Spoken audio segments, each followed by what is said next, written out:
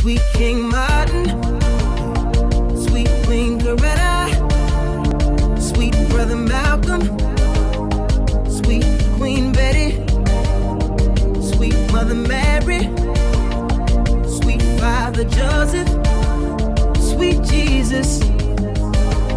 We made it in America, sweet baby Jesus. The first approach says, let's live within our means by making serious, historic cuts in government spending. Let's cut domestic spending to the lowest level it's been since Dwight Eisenhower was president.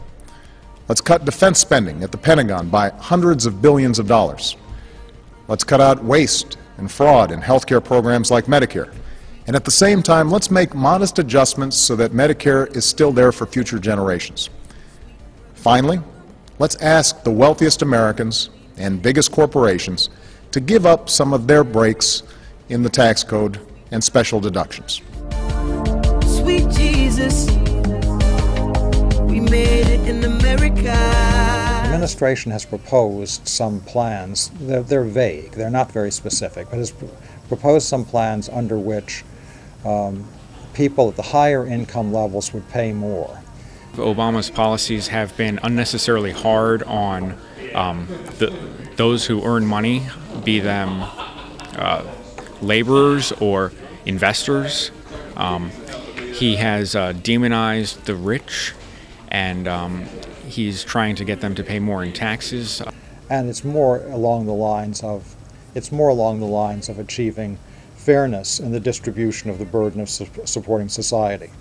So that's the proposal, and the reaction that that's gotten in some quarters is that this is an attempt to create class warfare. It's going to cause individuals to basically hate individuals who are in a different tax bracket than themselves. It was a racial thing, so now it's going to be a economic thing with a race. The upper class is not necessarily going to agree with Obama's movements towards what he's doing.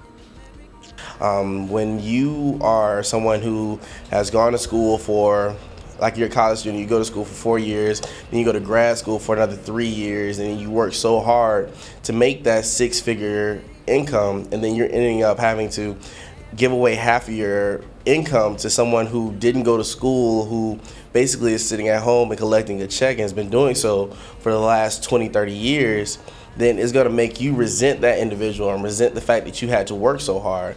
It's really throwing our country from a democracy to a communist state, which is something that I don't think anybody wants.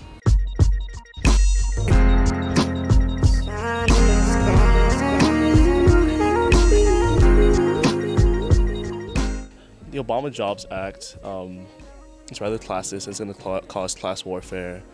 Taxing the upper class is a negative thing on the economy because the upper class does control the economy in terms of corporations and even small businesses who do employ the average American.